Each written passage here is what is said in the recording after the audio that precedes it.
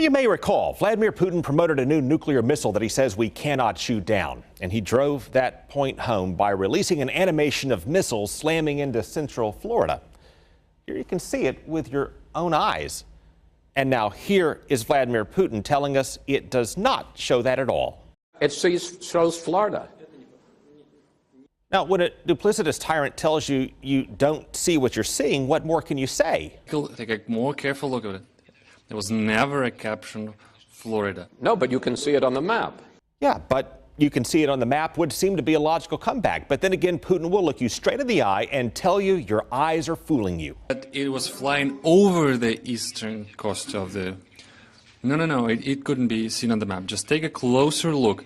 Yeah, Putin is telling us to believe him over our own lying eyes. And if you think that and this whole week really is something out of the Twilight Zone, it actually is, because the Twilight Zone was actually a satire of politics in a lot of different ways, from the way authority figures who tell you what looks right is really quite wrong, to the way foreign leaders can deceive us into thinking they want to serve us. To serve man. When they really want to just serve us for dinner. It's a cookbook! To the way neighbors divide and look at one another as enemies and then tear themselves apart. They pick the most dangerous enemy they can find, and it's themselves. Rod Serling and the other Twilight Zone writers were masters at exposing our follies and showing politicians and how they're seen through the eyes of their critics. In other words, it was really constructive social commentary under the guise of science fiction. And President Trump, on that point, may be well served by watching some of it to better understand how his critics, like Bob Corker, see him, whether they're right or wrong. It's becoming a cultish thing, isn't it? It's not a good place for any party to end up with a cult-like situation. Bob Corker and other Republicans who have criticized the president have been effectively banished. And Corker claims his party has become a cult because other fellow Republicans are now too scared to cross him. Well, gosh, we might upset the president.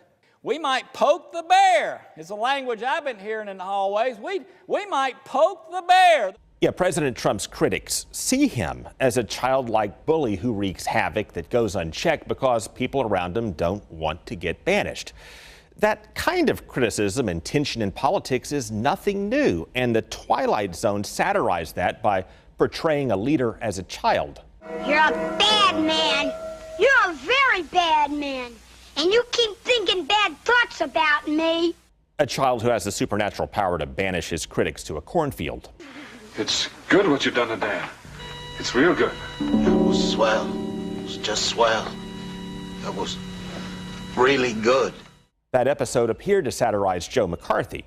And you mustn't think bad thoughts about me either, or I'll do the same thing to you.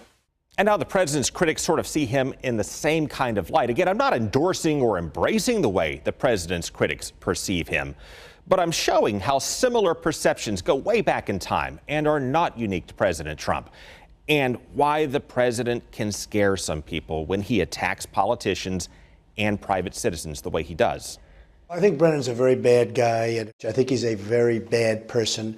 Keep in mind the Twilight Zone did not satirize to tear down. Among other things, it showed how people see the same thing from very different points of view to try to help us find common ground. Good satire does have a way of revealing alternate perspectives in the interest of bringing us together so that we understand the other perspective, even if we disagree with it. And don't try to scare your population with make-believe threats. And yes, on top of that, we can also laugh when authority figures like Putin tell us to believe him over our own lying eyes.